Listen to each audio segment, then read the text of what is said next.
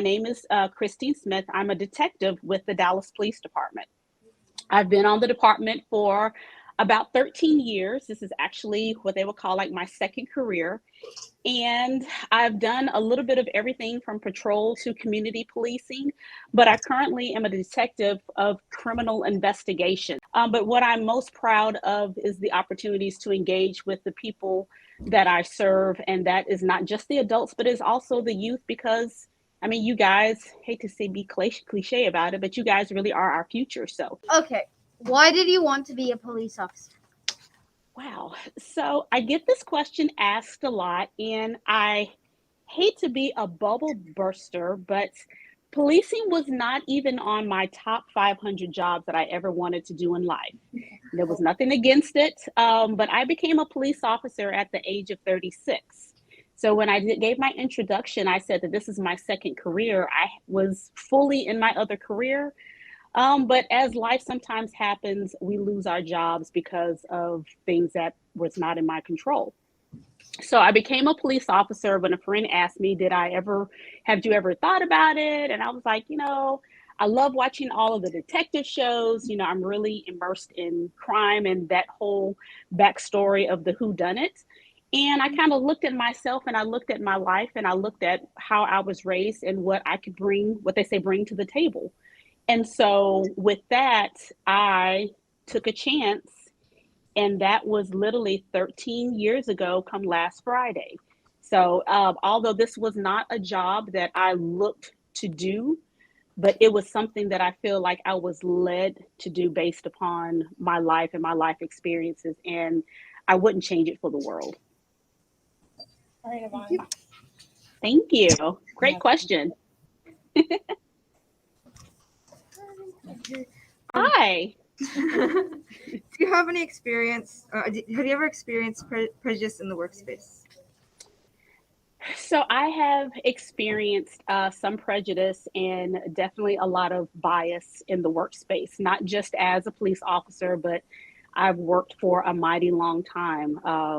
Let me ask you, how old are you? I'm 14. 14. So aside from the odd jobs that I've had around the house, I've pretty much been working consistently since I was age of 15, and I'm 49 now. So I have experienced a lot of things some prejudice as being a woman, as being Black, being a petite woman, being somewhat youthful looking. I've kind of experienced it all. I'll give you an example.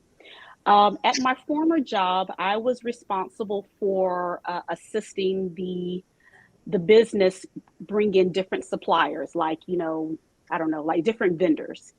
And so we had to go to a meeting to discuss some of the products that this particular supplier was giving to our company. And the vendor continued to refer to me as little girl. He never spoke my name. I corrected him. He continued to say little lady, little girl, that type thing. And I'm at this time, I think I'm probably like 25. So I'm very much the adult. I looked to my supervisor, and it's like, okay, if you're not going to say anything, I'm going to say something. But I think he was more so of not trying to ruin the relationship between us and the vendor, which was very infuriating to me, because I felt very disrespected. So that was that. I think another example that I would give, the there was a gentleman who called 911, and he was actually Black. And in this particular part of town, it's in our southern sector, so there are a lot of people of color. Um, it was just in the heart of a larger Black community. So it wasn't typical that you didn't see a lot of Black officers there. So myself and three other Black officers, we go to try to figure out what happened to, this man. And for whatever reason, he did not want any of the Black officers there. And he actually picked up the phone and called 911 and to request someone else of a different race. It's very interesting. I say all these things to say there's going to be a lot of things that we all deal with, that people don't like you for whatever those reasons. And I feel that it is important that as an officer, and as in people, that we find our voice to speak up out against that. I think that there are ways to do so, which I feel like, one should always be professional if possible, and then by all means, kind of turn the volume up a little bit. But whenever there's an opportunity to address the situation of adversity, um, take the necessary steps to do that. But don't be afraid to speak out, even if sometimes it means that you may lose something, because in the long term of it, you will actually win.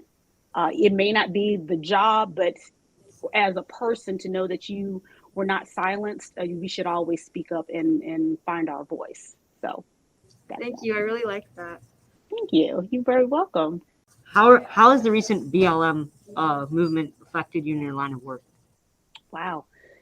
So, I mean, I always say that as a female who is, I'm a woman, I'm Black, and I'm a police officer, which those three are three different things.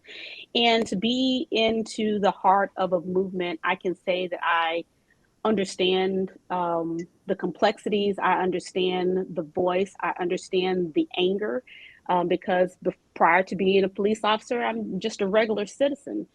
Um, but I say that how I was always raised to treat people with respect, regardless of whatever my profession is.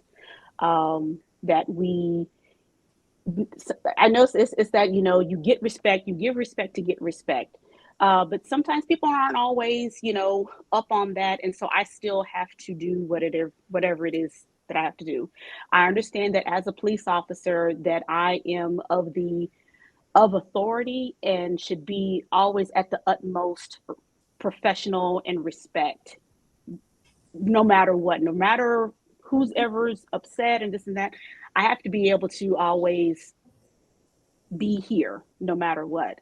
Um, but yeah, being kind of like a fence straddler to the whole movement, I totally get it, because it's not saying that no one else's life matters, because all of our lives do matter. But as a Black person, you want to feel, or a person of color, you want to feel that you receive the same treatment that you gave somebody else.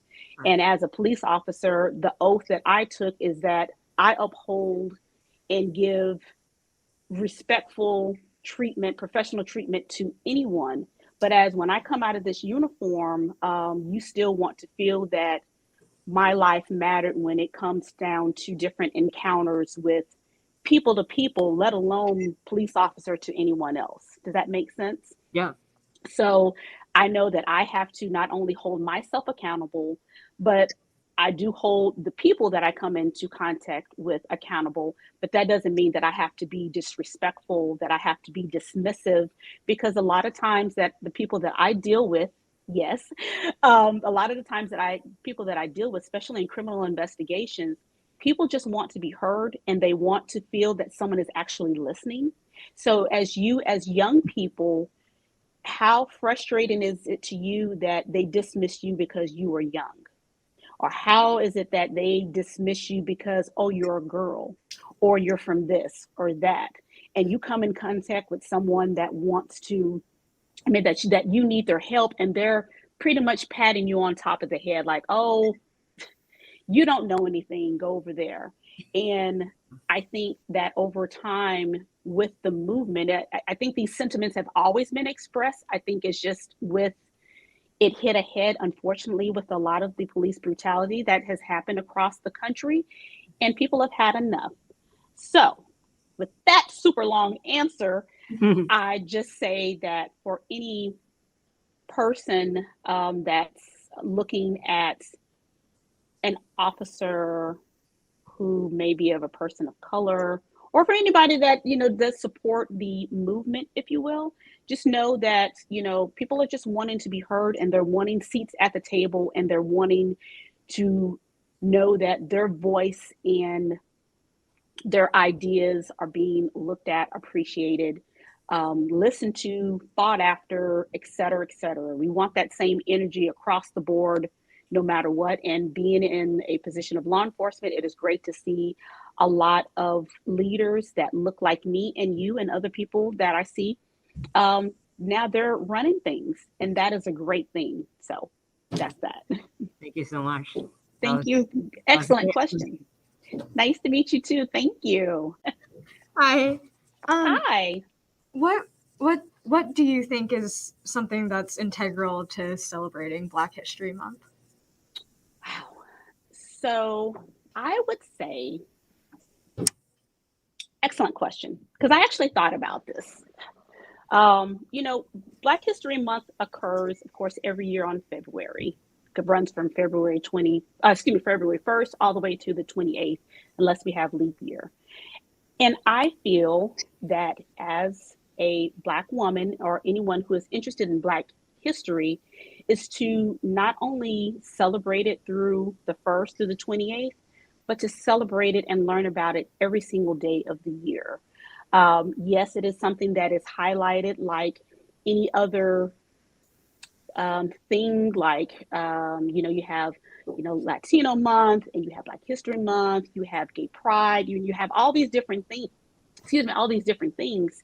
But in particular to this, because there's a lot of information that is not necessarily learned about in the school, it's sometimes that we have to take it upon ourselves to learn about it outside and to celebrate it throughout the year. It is not just a month and come March 1st, all right, we're on to the next one, but there's still so much to learn.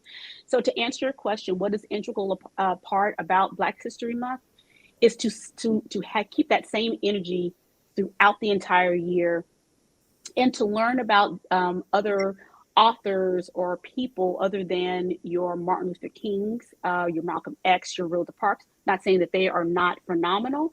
They are wonderful places to start, but there is so much else out there. There's your Nikki Giovanni's, your James Baldwin's, you're learning about the Tulsa riots in Oklahoma, learning about the great Jesse Owens, the 4-time Olympic in the 36, track. I mean, again, we could go all day. So keep that same energy, not just in February, but 365 days.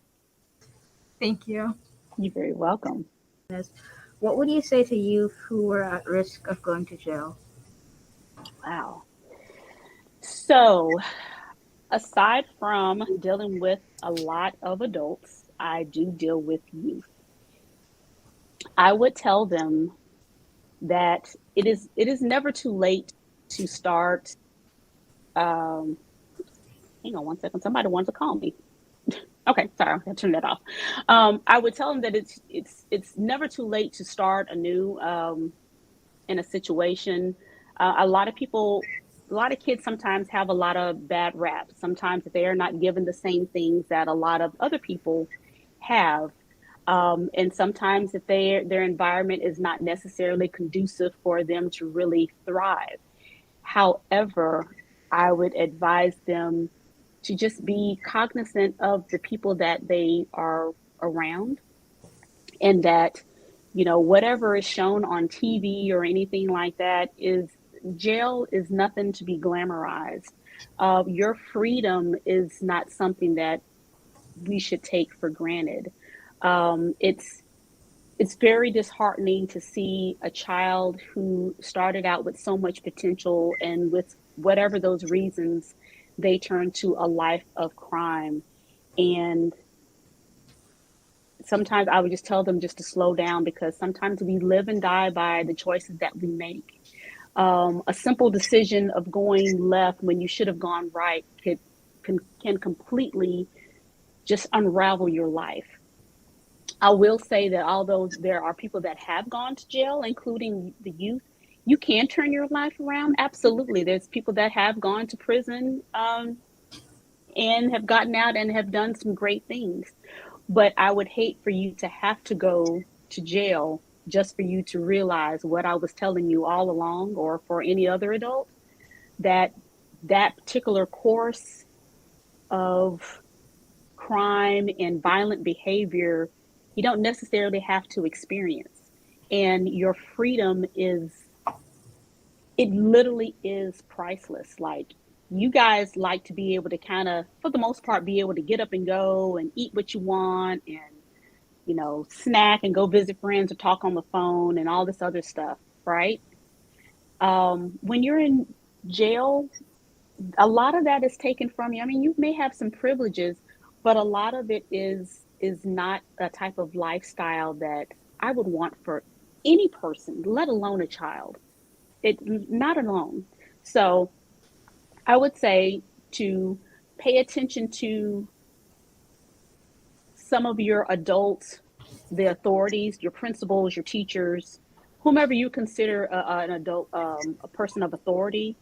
And when they're advising you of kind of like trying to correct you on certain things, know that they're really telling it for your own good, because sometimes, because we've lived just a little bit longer than you have, we can kind of see where you're going, and we're trying to stop you from getting to that negative point in your life. Okay? Okay, thank you. You're very welcome. And hey, how are you? I'm good. Are you good? Okay, excellent. Do you believe the media has exaggerated the extent of racial prejudice in America? Ooh. Ah, so that's what we would call a somewhat loaded question. Um, I feel that the media does have a responsibility to showing the different sides or the different aspects of things. I think that the media sometimes does show a lot more negative and sensationalized stuff because, I mean, it's not that we don't like seeing good news, but if you guys ever watch the news, kind of like the good news stuff is so far at the bottom, and everything at the top is what's happened around the world and bombings and shootings and this and that. And yes, everyone does have a responsibility. I personally feel that it would be nice to show a little bit more a balanced of not just the social and prejudice and the injustice, but to also show the opposite side where people of different communities do come together. A lot more of those feel good stories, because it's not that the negative stuff and the prejudice stuff does not happen, but the percentage of it happening, not saying it's small because it really does happen, but there's far more good that is shown or that happens on the regular versus the negative. And it would be nice to show just a little bit more balancing with all that. Um, so yeah, I mean, that's a tricky thing, but I understand that everybody has a job to do. And considering that you guys are in a journalism class, I would say that it's incumbent upon you to do the necessary legwork and showcasing all aspects and being fair in journalism when it comes to showing um, the negative and even the positive. So, yes, Okay, thank you. you're very welcome. What was the most serious crime you ever been through? Like, have you ever caught a shooter? So, yes, the short answer is yes. So I work in criminal investigations, right? Yeah. So, and I've been doing that since 2020. And so a lot of the crimes that I worked for a year were basically the aggravated murder. I mean, excuse me, aggravated assault, which is basically, so you have homicide and then you have the not homicide. And so I basically worked the not homicide. However, it was the attempted murder that we worked. That makes sense. So basically, everybody that the suspects shot and did not die, me and my team worked. That's the only difference between homicide and what I worked. It's just they lived. Not to be so casual or callous about it, but that's just kind of the reality, is that basically someone tried to end someone else's life, but they still lived. So, that being said, what was the most serious? Good Lord. We've caught A number. We've caught a number of them. Um, some of them did involve children. Some of them involve adults. And it's just very sad. And I have sent some people to jail. I can't talk too much about the case because we're still waiting to go to trial on it. But just know that in that 1 year span, we basically caught a lot of people on attempted murders. And it is very good to know that we got this person off the street. It's very sad that some of those people didn't have any remorse. And it is even sadder than some of these people were somewhere between the age of 17 and 23. Yeah. So, yeah. Anybody else have a question? Thank you. You're very welcome. Excellent. Would you say that the way like TV and movies portray being a detective is accurate to the actual job, or? It depends upon which TV show.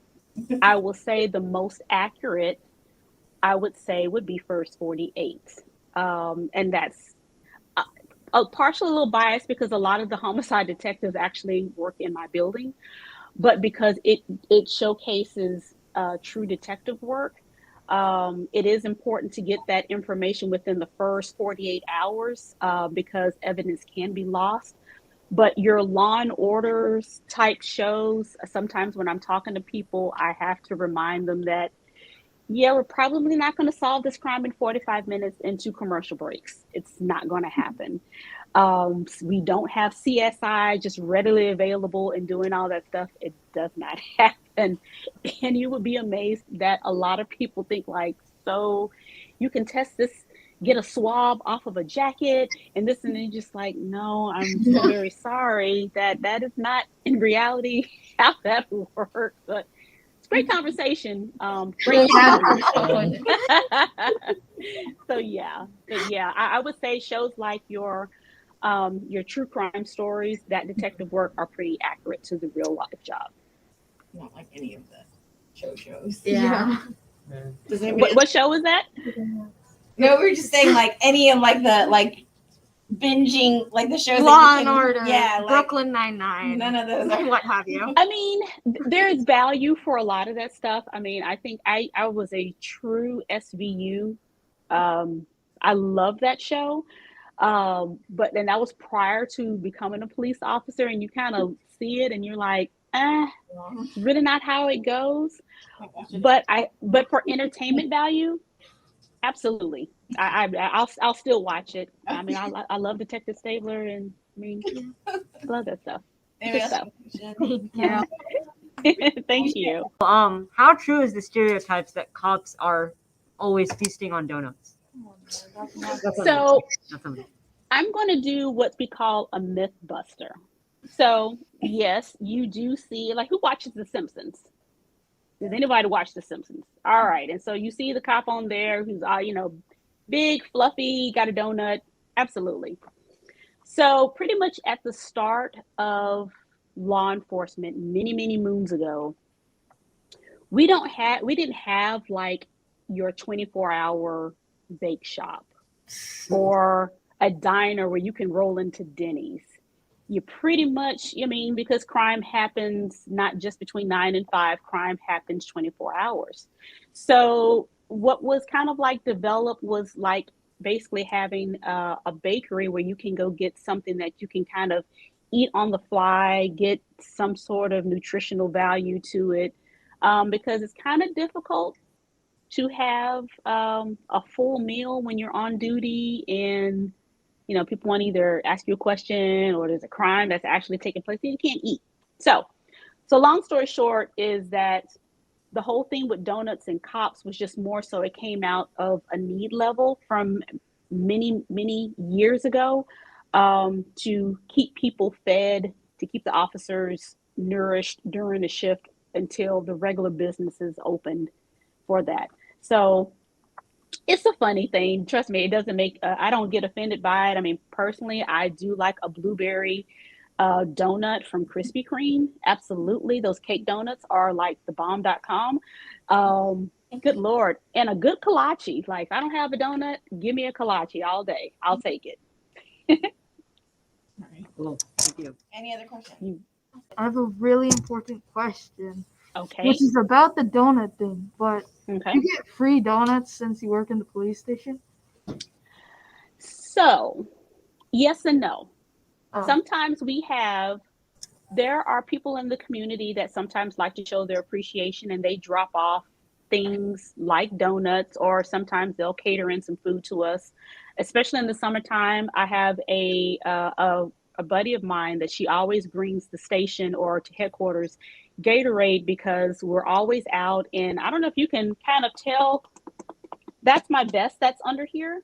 And Oh. so it gets rather hot and it's not good breathable material. Mhm. So yeah, so we have people that sometimes bring us stuff, and every now and then a business may be kind to give us something, but it's not necessarily the expectation that we're going to get something for free. Oh, okay, yeah. Yeah. Yeah, no, we still got to pay. Thank you. Thank you so much. Thank you for the great question.